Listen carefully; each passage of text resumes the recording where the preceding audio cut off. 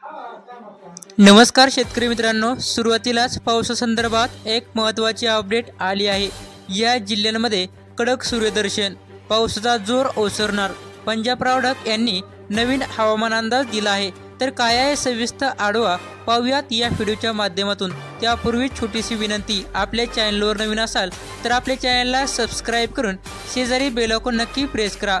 महाराष्ट्रात गेल्या काही दिवसांपासून काही ठिकाणी रिमझिम स्वरूपाचा पाऊस सुरू आहे, तर काही ठिकाणी मुसळधार पावसाने दणका दिला आहे।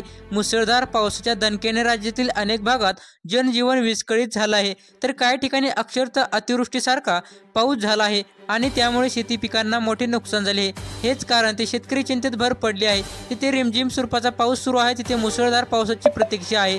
तसेच ज्या ठिकाणी मुसळधार पाऊस सुरू आहे तिथे अतिवृष्टी पाऊस सुरू आहे, तेथील शेतकऱ्यांना पावसाची थोडी विश्रांती घ्यावी अशी इच्छा आहे। अशातच आता ज्येष्ठ हवामान तज्ज्ञ पंजाब प्रॉडक्ट यांनी एक नवीन अंदाज समोर आला आहे। पंजाब प्रॉडक्टने महाराष्ट्रातील अनेक भागांमधून पावसाचा जोर कमी होणार असे म्हटले आहे, पण राज्यात काही भागात रिमझिम आणि काही ठिकाणी चांगला जोरदार पाऊस सुरूच राहणार आहे असे स्पष्ट केले आहे। तसेच सध्या पाऊस हा शेती पिकासाठी उपयोग असल्यामुळे हा शेतकऱ्यांनाच आनंदाची बातमी आहे। या जिल्ह्यात आज पावसाचे प्रमाण कमी राहणार असून येथे 2 ते 4 तासांसाठी सूर्यदर्शन होणार आहे असा अंदाज। तसेच आजपासून पुढचे 14 दिवस कोकणात सूर्यदर्शन होण्याची शक्यता खूपच कमी आहे।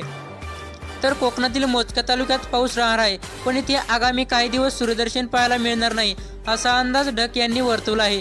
दुसरीकडे विदर्भातील सर्वच 11 जिल्ह्यांमध्ये आज अर्ध्यातच 25 जुलै आणि 26 जुलैला सूर्यदर्शन होण्याची शक्यता आहे। विदर्भात 2 ते 3 तासांसाठी सूर्यदर्शन हे होणार आहे। तर मित्रांनो, तसेच पंजाब प्रॉडक्टने आजपासून पुढील 3 दिवस म्हणजेच 27 जुलैपर्यंत राज्यातील मध्य महाराष्ट्रातील विभागातील अहमदनगर, पुणे, सातारा, नाशिक, पंढरपूर या भागात 2 ते 3 दिवसासाठी सूर्यदर्शन आहे। तर मित्रांनो